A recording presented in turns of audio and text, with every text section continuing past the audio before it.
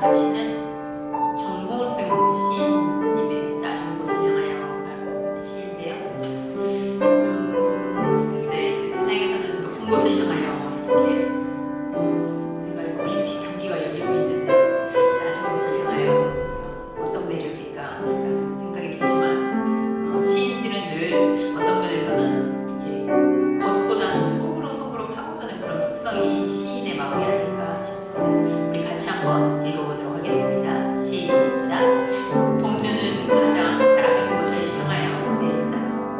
설악산 공저가 진신 사리탑 위에 먼저 내리지 않고 사리탑 아래 무릎 꿇고 기도하면 아들을 먼저 떠나보낸 어머니의 늙은 두 손 위에 먼저 내린다. 강물이 가장 낮은 곳으로 흘러가야 바다가 되듯 나도 가장 낮은 곳으로 흘러가야 인간이 되는데 나의 가장 낮은 곳은 어디인가? 가장 낮은 곳에서도 가장 낮은 당신은 누구인가? 가장 낮아진 곳, 나는 누구인가? 낮은 곳은 어디인가? 질문으로 마무리되는 시인데요. 여러분들의 삶 가운데 오늘 말씀이 흘러가는 건 아마 우리에게도 영혼은 우리는 늘 무언가 이렇게 가볍고 하늘을 향하고 막 이런다고 생각되는데 말씀이 채워주는 곳은 우리의 안에서 가장 낮은 곳에 있는 게 아닐까라는 그런 원유적인 생각을 해봅니다. 같이 잠깐 기도하도록 하죠. 하나님, 나의 가장 낮은 곳은 어디인가? 이렇게 시인이 묻습니다.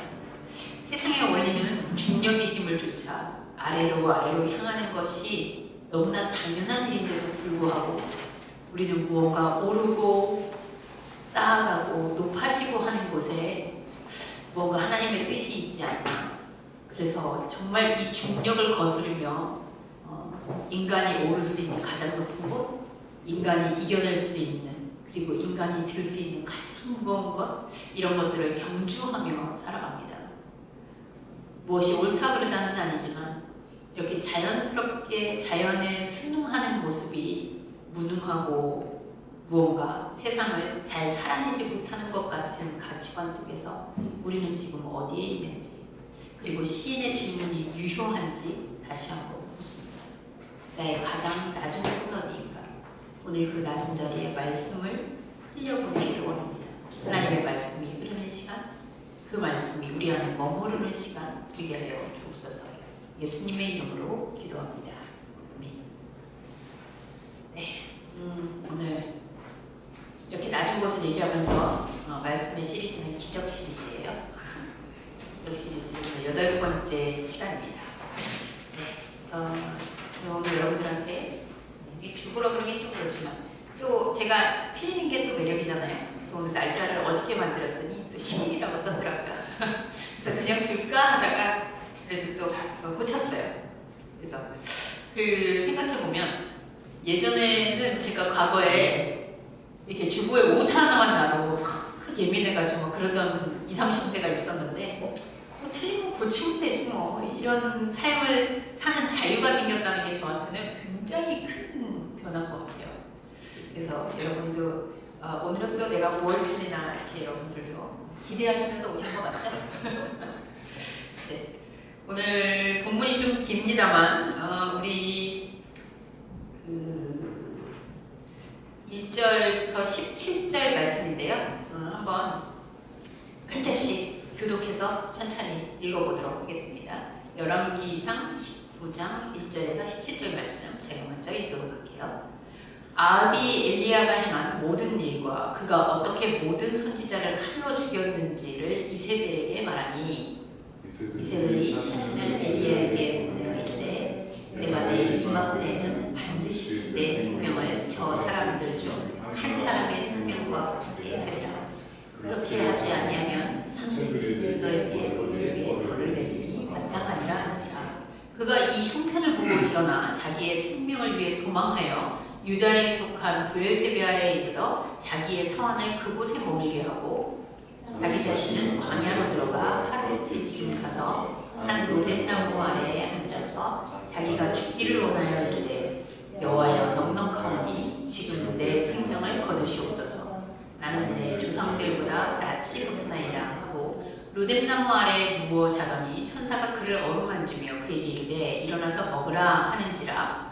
본즉 머리맡에 신불에 구운 떡과 한 병 물이 있더라. 이에 먹고 마시고 다시 누웠더니 여호와의 천사가 또 다시 와서 어루만지며 이르되 일어나 먹으라. 네가 갈 길을 다 가지 못할까 하노라 하는지라. 이에 일어나 먹고 마시고 그 음식물의 힘을 의지하여 40주 40야를 가서 하나님의 산 호렙에 이르니라. 엘리야가 그곳 굴에 들어가 거기서 머물더니 여호와의 말씀이 그에게 임하여 이르시되 엘리야야 네가 어찌하여 여기 있느냐. 그가 대답하되 내가 만군의 하나님 여호와께 열심히 유별하오니 이는 이스라엘 자손이 주의 언약을 버리고 주의 제단을 헐며 칼로 주의 선지자들을 죽였으며 오직 나만 남았거늘 그들이 내 생명을 찾아 빼앗으려. 여호와께서 이르시되 너는 나가서 여호와 앞에서 산에 서라 하시더니 여호와께서 지나가시는데 여호와 앞에 크고 강한 바람이 산을 가르고 바위를 부수나 바람 가운데 여호와께서 계시지 아니하며 바람 후에 지진이 있으나 지진 가운데도 여호와께서 계시지 아니하며 또 지진 후에 불이 있으나 불 가운데서도 여호와께서 계시지 아니하더니 불 위에 희미한 소리가 있는지라. 엘리야가 듣고 겉옷을 얼굴로 가리고 나가 굴 어귀에 섬에 소리가 그에게 임하여 이르시되 엘리야야 네가 어찌하여 여기 있느냐.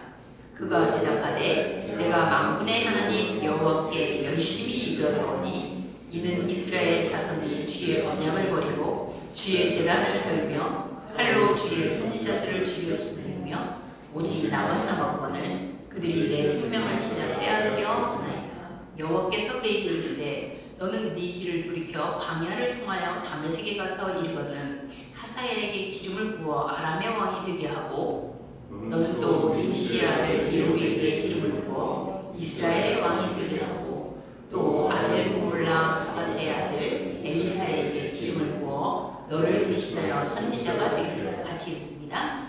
하사엘의 칼을 피하는 자를 예후가 죽일 것이요 예후의 칼을 피하는 자를 엘리사가 죽이리라. 엘리야, 네, 유명한 사람이죠. 신약에서도 예수님이 변화산에 올랐을 때 모세와 함께 엘리야가요? 이사야였나요? 엘리야 맞죠? 변화산에 나타나는 사람. 헷갈리는데. 네, 엘리야 이걸로 저는 기억을 하는데 모르겠습니다. 이사야였는지. 자, 오늘 말씀은 사실 엘리야의 기적이라고 했지만 엘리야의 기적 이후의 사건들이에요. 그래서 제가 여러분과 같이 나눌 이야기들을 지난번처럼 조금 이렇게 요약해서 힌트를 좀 드렸어요. 본문 배경을 먼저 좀 살펴볼게요. 본문 배경이라 하면 지금 우리가 본문 읽은 건 엘리야가 이세벨이라는 여인한테 협박을 받고 도망가는 장면부터 시작이 되는데 그 전 단계에 그 전에 어떤 일들이 있었는지 사실 우리가 이제 많이 들었던 엘리야의 사건이기도 하고 아마 찬양 중에 여러분 예전에 교회 다니시던 분들은 그 성령 강림주일만 되면 부르는 찬양이 있어요. 불같은 성령 임하셔서 갈멜산에서 뭐 엘리야의 막 이러면서 부르는 그 노래의 배경과도 같은 그런 사건들이 있었는데 그냥 쭉 이렇게 나열만 하면요. 이게 19장 본문 이전에 17장, 18장에 대단한 일들이 벌어집니다. 한마디로 엘리야를 통해서 하나님의 능력이 나타났다. 이렇게 기록되는 부분들에 먼저는 이 당시 아주 똑똑한 왕이라고 이제 묘사되고 있는 아합과 이세벨. 네, 아합의 왕의 그 부인인 이세벨이죠.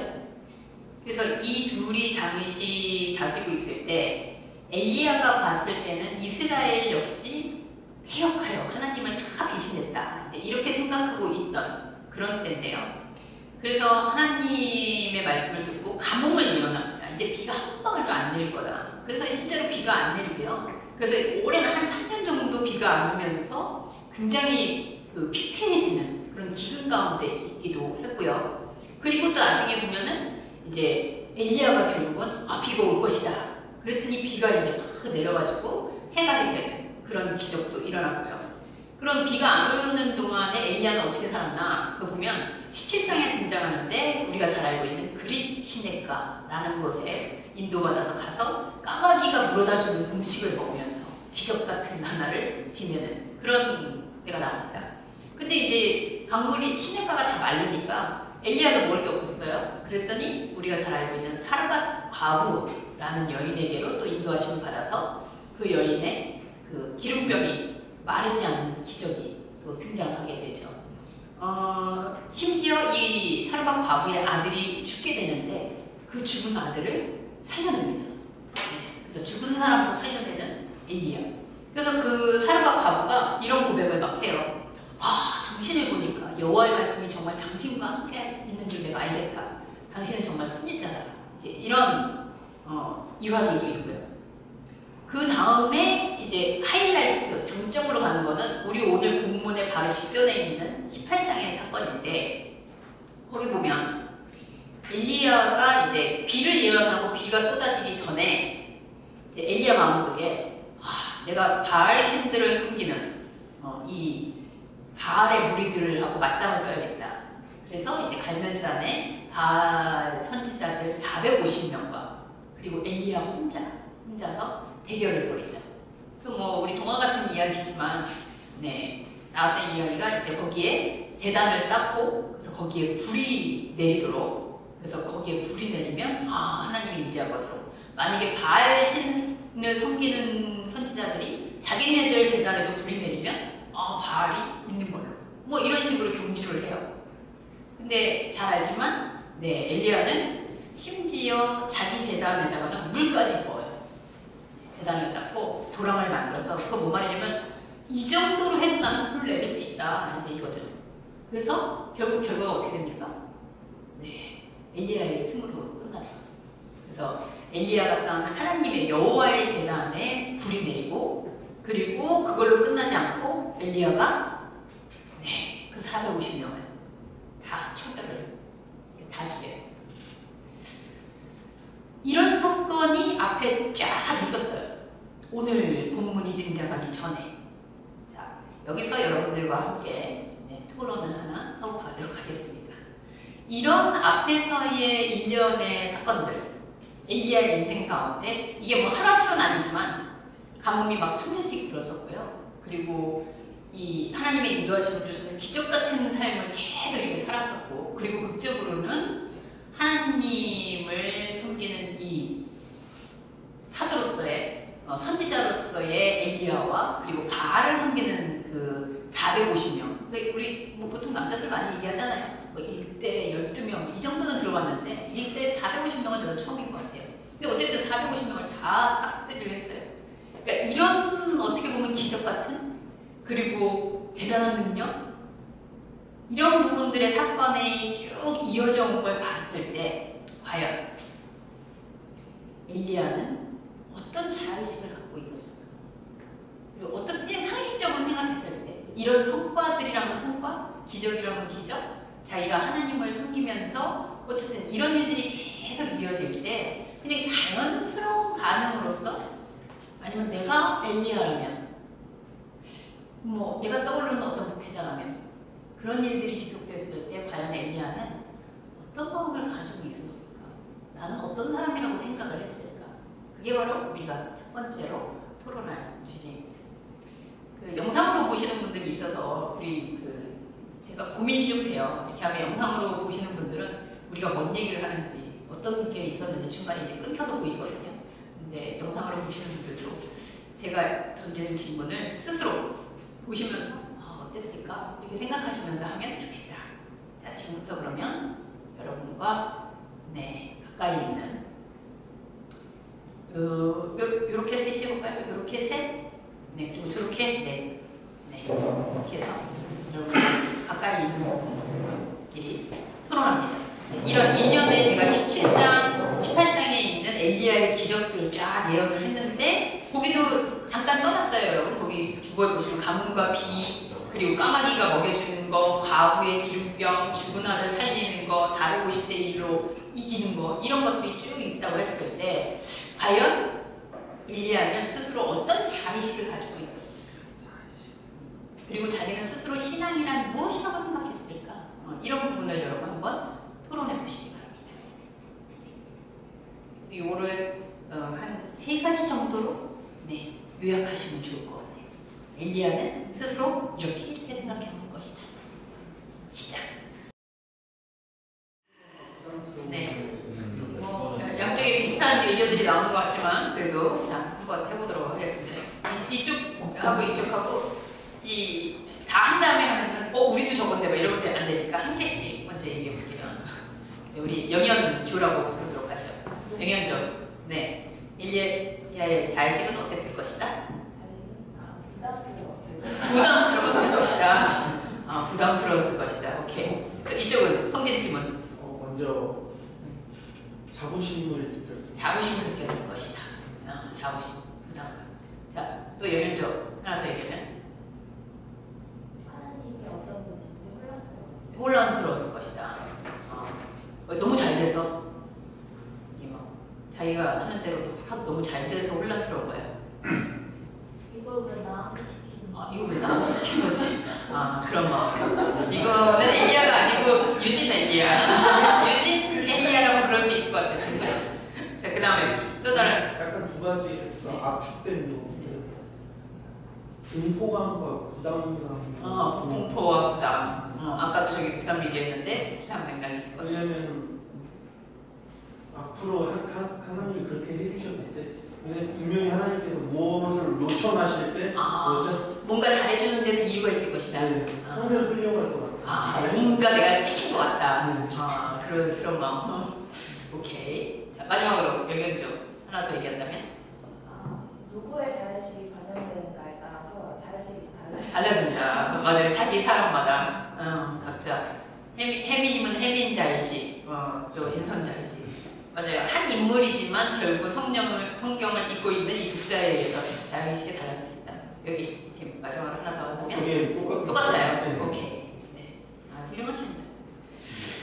자, 이런 이게 정답이 아니다 없지만, 이렇게 이런 일련의 사건들 그리고 이게 그냥 무용담처럼 해서 그렇지 어마어마한 사건들이었거든요. 이제 죽은 사람 살려내고. 기름병 다 떨어졌는데 먹어도 기름이 마르지 않고 그리고 막 다 감흥 들어서 그러고 있는데 자기는 까마귀가 뭔가 갖다 주고 아니 이런 일이 어딨냐고요. 이거 정말 기적이죠.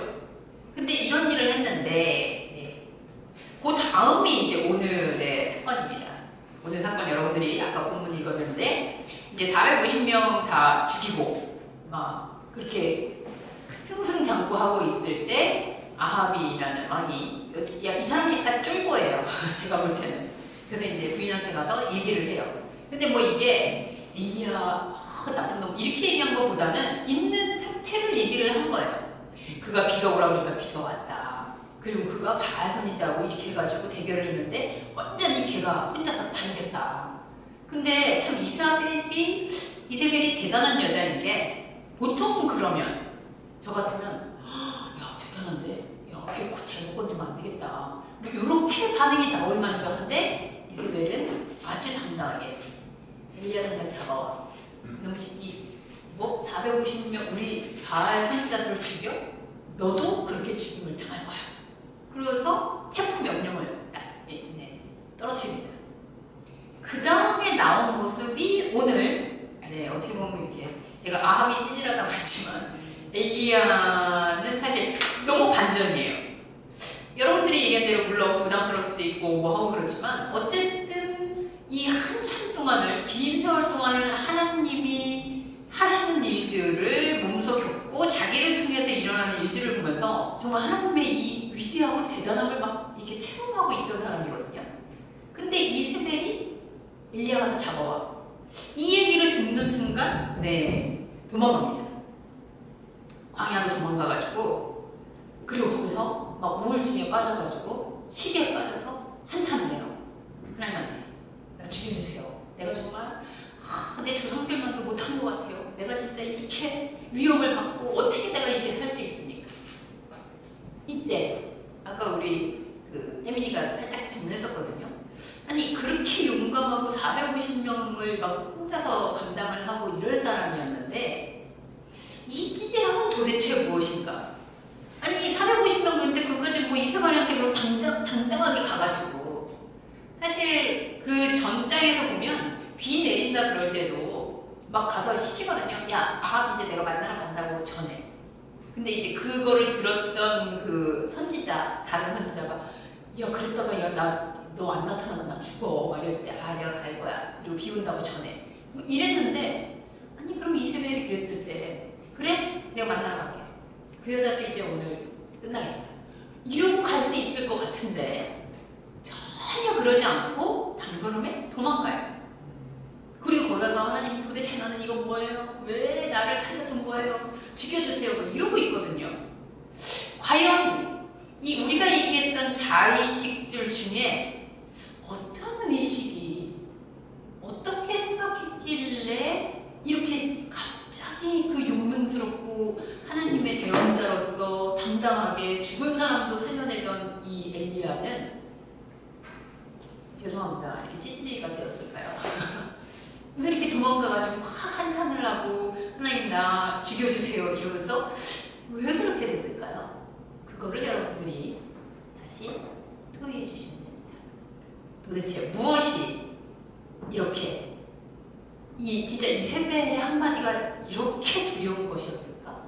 그 무슨 생각을 했기에 이렇게 도망가서 그리고 한탄을 하고 숨어서 그랬을까? 그거를 여러분들이 얘기를 나눠주시면 되겠습니다. 다시 한번 후회하시죠.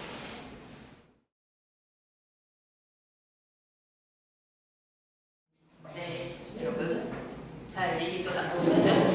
엘리야는 성경을 우리가 이렇게 읽으면서 엘리야 귀가 근질근질할까 막 이런 생각도 드는데 어쨌든 성경은 우리에게 답이 아닌 질문을 하고 있는 거라서 그 질문을 또 우리가 질문으로 계속 이어가는 게 우리 성경 읽기에 어떻게 보면 맥락이 아닐까 이런 생각이 들긴 해요. 뭐 여러분들 다양한 이야기들 하셨는데 정답이 어디 있겠어요? 우리도 엘리야가 아닌 이상. 그런데 정황상으로 봤을 때 지금 정황으로 봤을 때 아니 그렇게 대단한 기적들이 일어나는 것들을 봤던 엘리야가 이세벨이 잡아와 잡아간 것도 아니고요. 신하들을 시켜서 야 그놈 잡아와 한 그 소리를 듣고 이렇게 광야로 가서 하나님한테 나 죽여주세요 왜 이랬다라는 거에 가장 그 안에 있던 저변의 그 핵심은 무엇이었을까? 그리고 이제 보면 거기 자세한 내용 우리 같이 읽었지만 또 신하 그 자기 수발하던 사람, 수종 들던 사람한테는 좀 저기 있어라. 그거 보여주기 싫었나 봐요. 그리고 자기 혼자 이제 한참 더 들어가가지고 그 광야에서 이제 막 이렇게 하소연을 하거든요. 글쎄요, 저는 엘리야가 어떤 심정이었느냐 우리가 이제 추측해보고 내가 엘리야의 입장이었으면 어땠을까? 다양한 이야기들이 있을 수 있을 것 같고 분명한 것은 엘리야는 사실 이런 상황을 맞닥뜨릴 거라고 상상은 안 했던 것 같아요. 그죠? 내가 어떤 일을 한다 그랬을 때 최악의 상황을 생각하고 아 내가 이러면 저들이 나를 반대로 공격해서 죽일 수도 있겠다. 이런 생각은 전혀 없었나 보다 라는 생각은 들어요. 그리고 왜냐면 백전백승으로 이제까지 왔었는데 그리고 또 한편으로는 아까 이제 다른 얘기가 나왔는데 내가 이렇게 했을 때 사람들이 나를 대할 때 어떻게 대할 것이다 라는 추측이 좀 있지 않았을까? 아까 우리 유진님은 저기 스카우트 해갈 것이다 이런 생각도 했는데 그럴 수 있죠. 이렇게 대단한 능력자인데 뭐 바알 그 선지자들 450명을 물리쳤으면 오늘 아침에 그 신문 기사에 났더라고요. 안세영 선수를 중국에서 귀화해라 이런 식으로 하는 것처럼 너 한국에서 그렇게 어려우면 중국에 귀화해도 되지 않니? 그러면서 스카우트 제안을 하는 것 같은 그런 기사들이 나서 그래 현실적으로 그럴 수도 있겠네 뭐 이런 생각을 했는데 어쨌든 이 사람의 능력을 본. 자 그런데 오늘 우리가 조금 본문 중에서 핵심을 사실은 파악할 수 있는 건 제가 9절부터 17절이라고 우리 괄호열고 써놨는데 여호와의 반응이에요. 하나님이 엘리야하고 드디어 대화를 하시는데 그 대화 내용을 통해서 우리는 지금 이게 어떤 상황이지? 라는 걸 한번 추론해보면 어떨까 싶습니다. 9절에서 17절 보면 저는 처음에 이걸 읽으면서 성경 기자가 졸았나? 그래서 똑같은 말을 2번 썼나? 이런 생각이 들었어요. 여러분 읽어보시면 알겠지만 복붙이에요. 그냥 똑같은 말을 2번씩 지금 기록하고 있어요. 마치 예수님이 베드로에게 네가 나를 사랑하느냐? 네가 나를 사랑하느냐? 3번씩이나. 근데 이 네가 나를 사랑하느냐를 3번씩이나 묻는다는 건 이 못 알아들어서 묻는 것 같지는 않거든요. 그런데 하나님이 똑같은 얘기를 2번씩이나 질문을 한다라는 건 마치 예수님이 말씀하시는 화법 중에 내가 진실로 진실로 말하노니 이런 대목들이 자주 나오거든요. 그러니까 그냥 진실로 한 번 해서 아닌 강조해서 내가 거듭 말한다 라는 어떤 어법과 비슷하게 하나님이 똑같은 질문을 2번씩이나 하세요. 그리고 마치 엘리야는 아까 내가 얘기한 걸 못 알아들으셨나 보네 하고 똑같이 또 대답을 또 한 번 해요.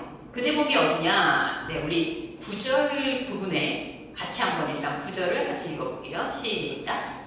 엘리야가 그곳 굴에 들어가서 거기서 머물더니 여호와의 말씀이 그에게 임하여 이르시되 엘리야야 네가 어찌하여 여기 있느냐? 어찌하여 여기 있느냐? 자, 이 대답에 대해서 10절 엘리야의 대답이 똑같은 대답 2번인데요. 10절 먼저 한번 읽어보죠. 시작. 그가 대답하되 내가 만군의 여호와는 여호와께 열심히 이거라오니 이는 이스라엘 자손이 주의 언약을 버리고 주의 제단을 헐며 칼로 주의 선지자들을 죽였으며 오직 나만 남았거늘 그들이 내 생명을 찾아 빼앗으려 하나이다. 예. 여러분 이 엘리야의 자의식이 사실은 우리 처음에 물어봤지만 여기서 엘리야의 마음이 드러나고 있는 것 같아요. 뭐라고 하느냐? 나는 여호와께 정말 열심히 유별하다. 여러분 열심히 하나님께 열심히 유별하는 사람 한번 떠올려 보세요. 우리 교회 그런 사람이 없어가지고 네.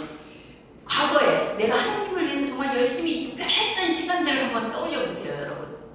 저도 정말 그런 시간이 길었던 것 같은데 정말 나는 하나님이라면 정말 다 죽을 듯이 내 생명을 다 바치고 네. 제가 옛날에 주보 틀리면 막 난리쳤던 것도 여호와에 대한 열심이 특징이어서 그랬어요. 한 글자라도 하나님 앞에서 어떻게 5자가 있을 수 있어 막 이러면서 정말 열심을 해서 그랬던 그런 자의식. 정말 하나님을 위해서만 나는 정말 목숨을 내놓고 다 할 거야. 이런 마음을 가지고 있는데 아니 이스라엘 자손은 이 엘리야가 혼자서 그런 특심을 가지고 막 450명 상대하면서 막 이러고 그럴 때 이스라엘 백성은 그냥 전혀 자기에 대해서 엘리야가 누구래? 그리고 자기들 그냥 삶을 사는 거예요. 그러니까 자기가 억울한 거예요. 아니 내가 이스라엘 백성 중에 그리고 선지자다운 선지자는 나만 남았다. 이스라엘 백성이 그동안 괜찮다고 하는 선지자들 다 배신하고 다 죽였고 지금 이스라엘에 온리 나만 하나님의 말씀에 순종하고 하나님의 말씀을 대언하고 하나님의 뜻에 따르는 유일한 선지자다. 이게 엘리야의 자의식이었어요. 1년에 자기가 하나님의 선지자로서의 사역을 담당해 왔다라고 생각하면서 그 특심과 그 정황적인 여러 가지를 통해서 지금 이 시대에 이 순간에 선지자다운 선지자는 나 하나 남았구나. 자, 나 하나 남았는데 지금 위협을 받고 있어요.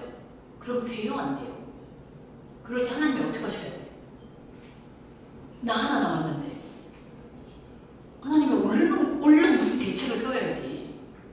그리고 뭐 천정을 치든 비를 뭐 저기를 하든지 그동안 3년씩 가뭄도 들게 하고 막 죽었던 아들도 살리시고 막 이랬는데 이랬을 때 나타나야지. 한마디로 상상해보면 예수님 죽게 생겼는데 하나님의 아들이라며 유일하신 아들, 독생자라며 근데 십자가에 달려 죽어가고 있어. 그러니까 사람들이 그러잖아요. 야, 쟤 사랑하는 어디 보자. 근데 아무 일도 안 일어나잖아요. 죽임을 당하게 됐는데 죽잖아요. 이거 너무 그냥 반전이 없잖아요, 여러분. 아니 죽임을 당하게 됐으면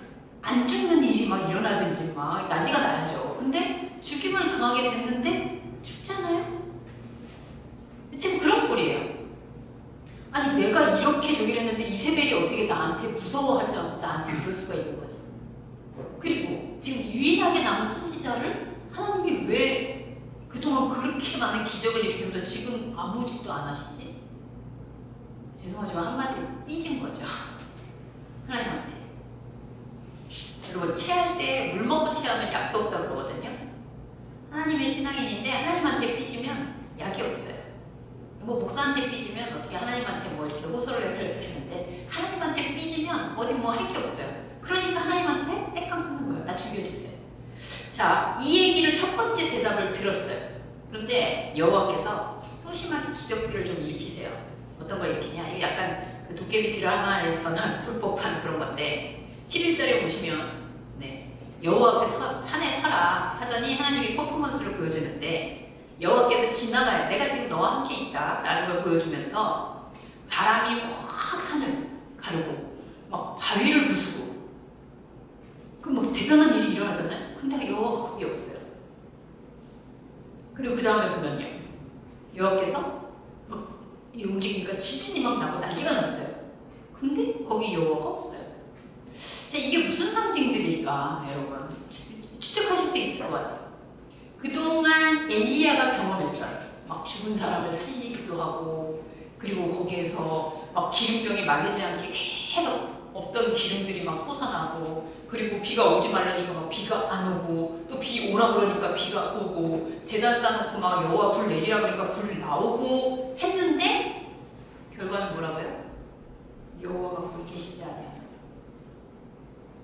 여호와가 지나갈 때 막 지진 나고 난리치고 막 바람이 산을 가르고 막 이런 사건들이 막 일어나는 기적이 일어나는데 여기 내용에 보면 거기 여호와가 계시지 않다.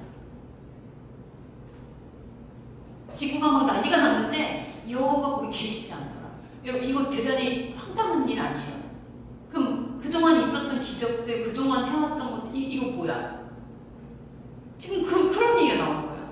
그리고 여호와는 그냥 들릴까 말까 하는 세미한 소리 중에 얘기를 하세요. 근데 무슨 얘기를 하냐? 기가 막힌 얘기를 하세요. 네, 13절 같이 읽어보죠. 시작. 엘리야가 듣고 겉옷으로 얼굴을 가리고 나아가 글 어디에 섬에 소리가 내게 임하여 이르시되 엘리야야 내가 어찌하여 이렇게 있느냐. 아까는 그냥 했는데 지금 세미한 음성이니까 제가 짧게 읽었어요. 어찌하여 너가 이렇게 있느냐. 아까하고 똑같잖아요 여러분. 아까도 어찌하여 너가 여기 있느냐. 자 여기서 한번 퀴즈처럼 내봅시다. 어찌하여 여기 있느냐. 이 말은 직역하면 어찌하여 여기 있느냐. 무슨 말일까요? 떠오르는 대로. 지금 여호와께서 여기 도망와가지고 막 불평하고 있는 엘리야에게 물었습니다. 너 어찌하여 여기 있느냐.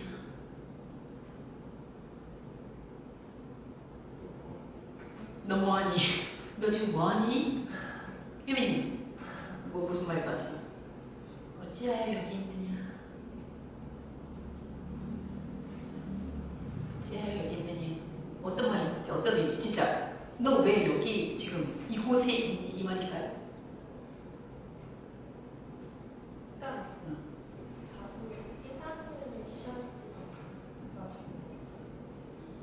나 지금 뭐하고 있지?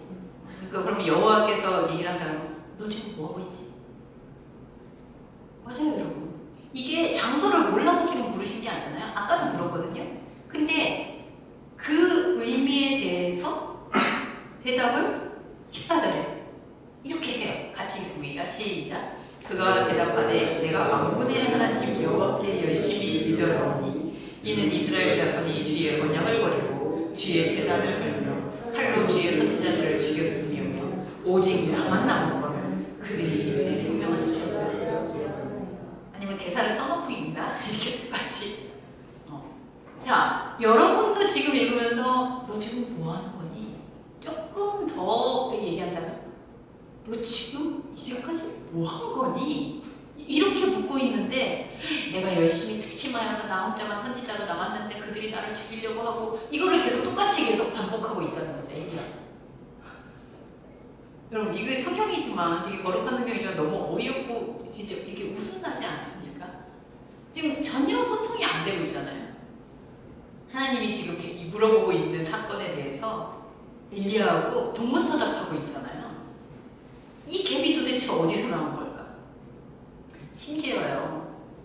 나중에는 진짜 더 서운한 일인데 여기서 그 뒤에 뭐 기름 부어라 어쩌라 나오지만 한마디로 얘기하면 엘리야가 지금 나 혼자밖에 없는데 나 지금 생명의 위협을 받고 있거든요.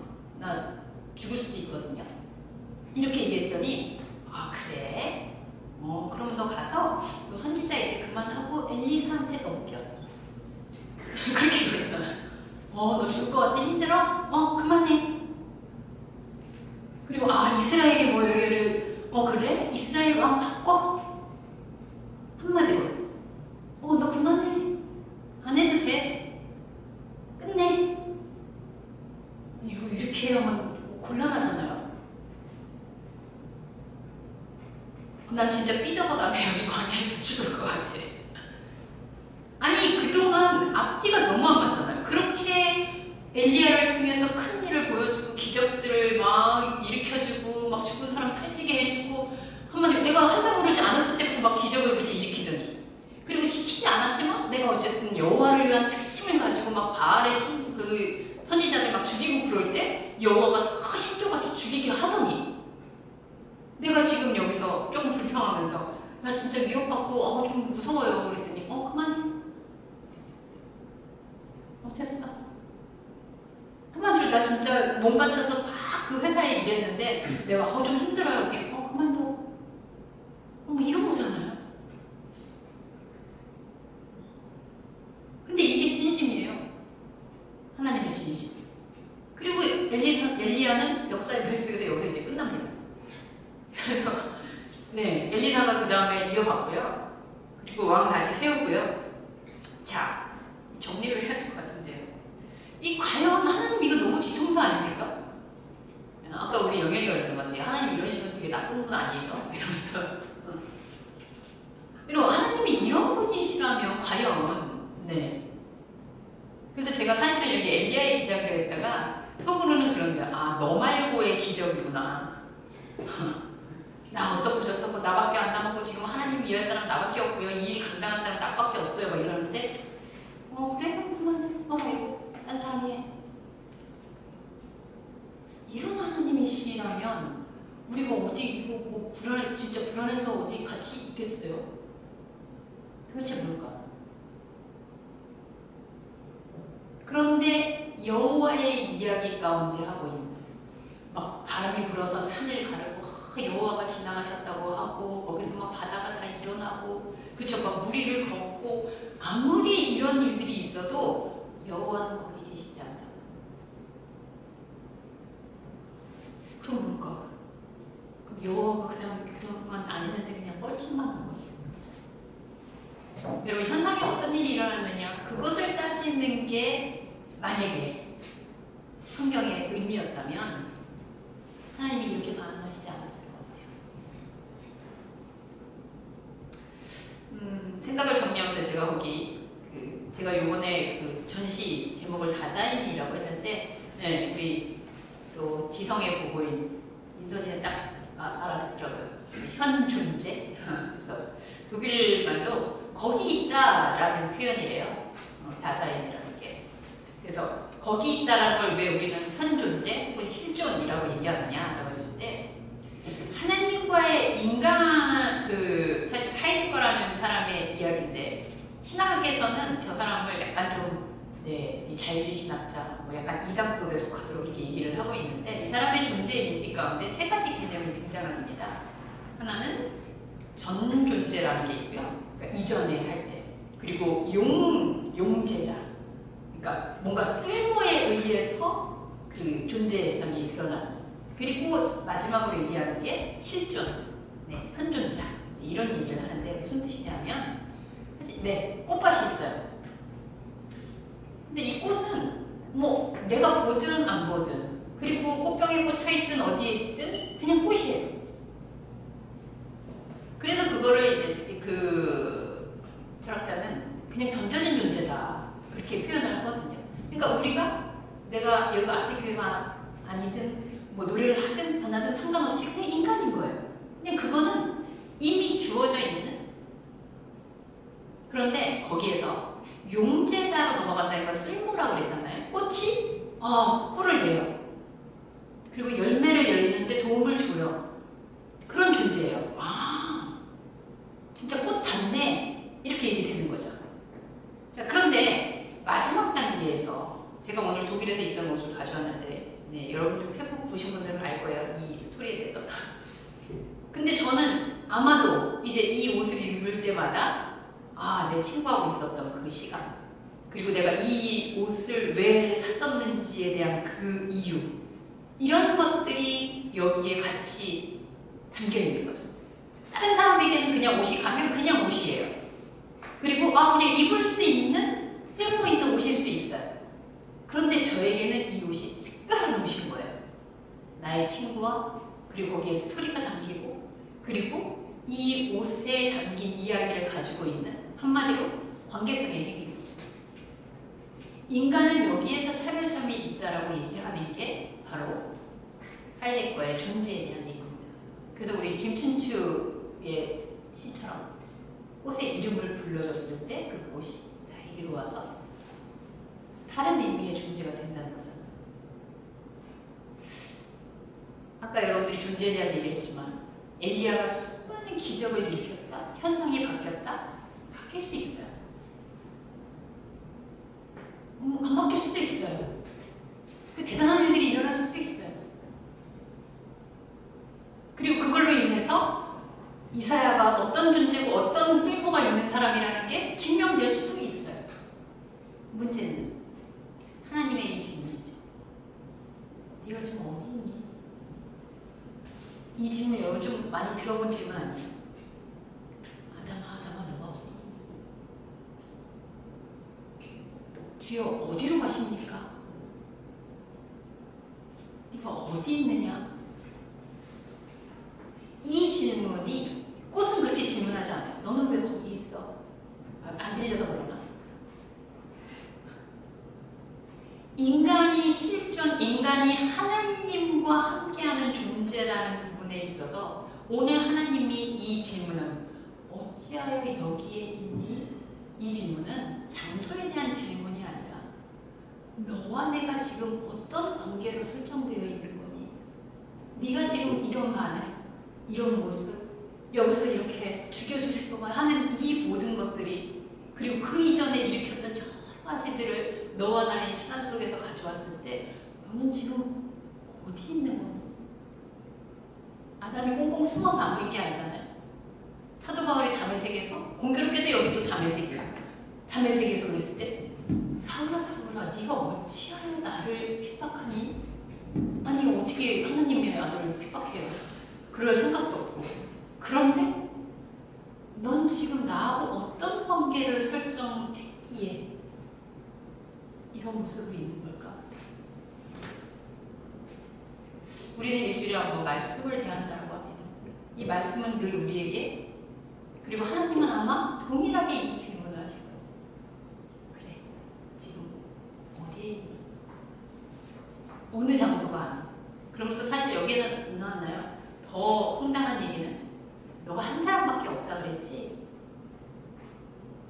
바알에게 무릎 꿇지 않은 7,000명이 있어. 7,000명을 남길 거야. 이게 무슨 하나님이 너 정말 아무것도 아니야 이러기 위해서가 아니라 내가 보여지는 한 사람, 열심을 갖고 하나님을 위해서 무언가를 막 하는 엘리야.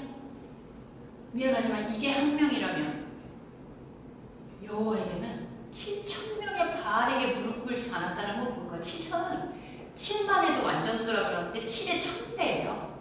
그러니까 완전 완벽한 수거든요. 그러니까 가득 차 있다는 거예요.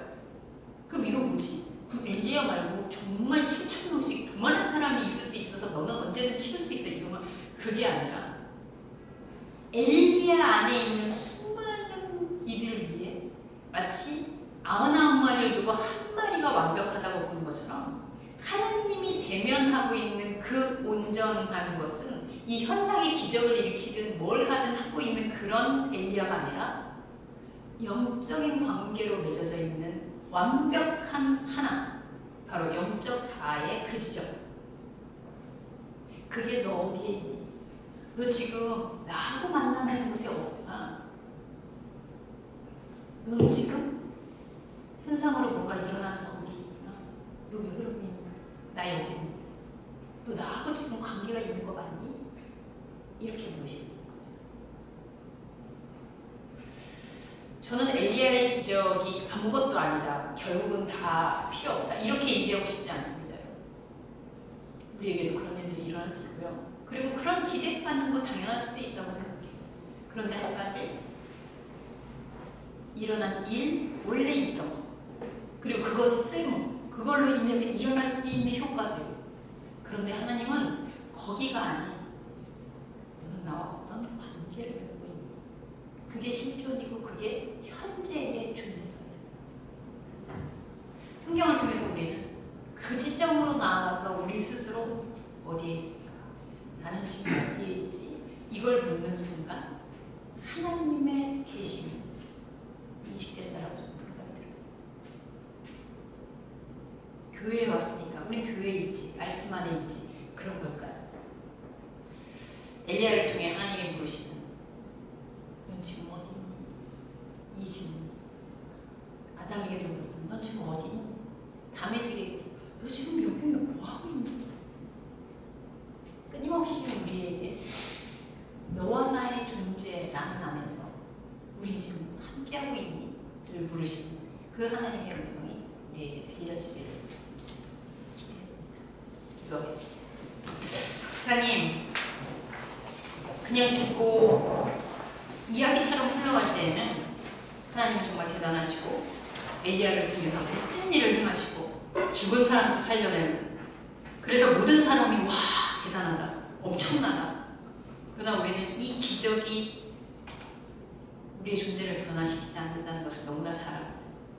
홍해가 갈라지는 것을 봤지만, 지진이 일어나는 것도 봤지만, 성이 무너져 내리는 것도 봤지만, 그러나 그것이 하나님과 내가 함께 있음의 증거가 되지 못한다는 것을 너무도 잘 아는데, 오늘 꽃의 이름을 불러주는 그 관계를 통해 나와 꽃이 하나가 되는 경험을 했던 그 시인의 고백처럼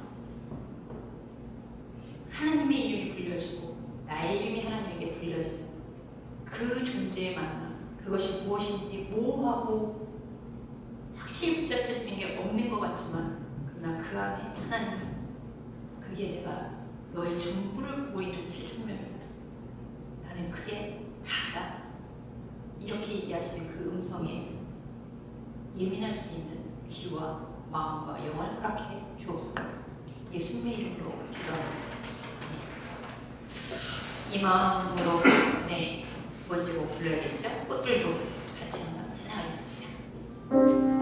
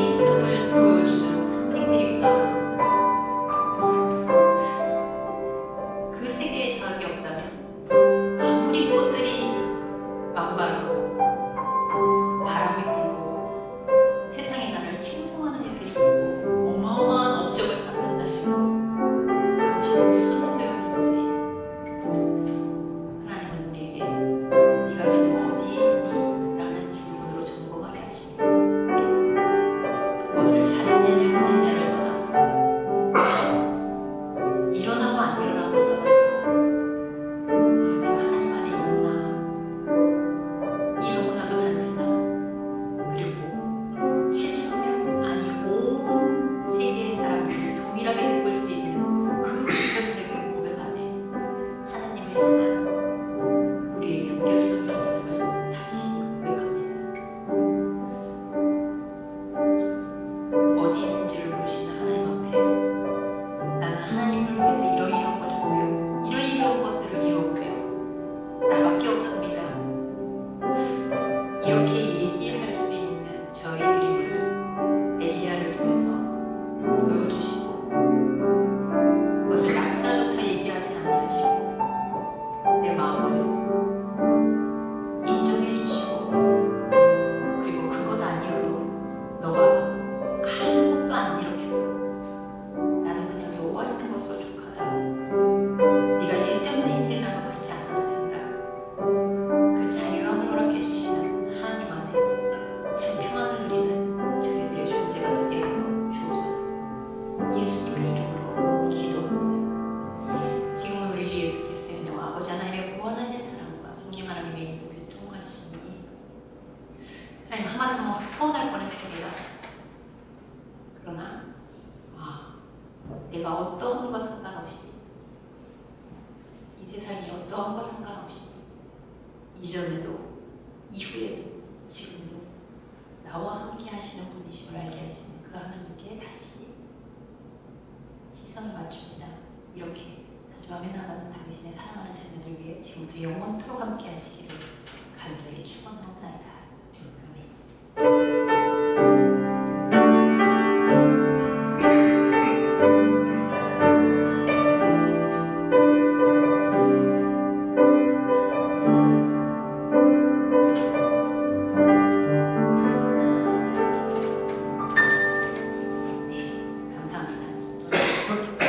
말씀 읽으시면서 사실 제가 이런 부분들을 고민하고 또 말씀을 준비하면서 저는 이제 이렇게 시간들을 갖고 있지만 또 여러분들이 여기서 질문되고 토론하면서 이런 부분들에 대해서는 내가 조금 다른 생각들이 있는데 라고 한다고 해서 전혀 문제도 아니고요. 저는 여러분들이 말씀에 대해서 좀 더 궁금하고 저에게 질문을 던져주시고 그러면 어떨까라는 생각 좀 많이 해요.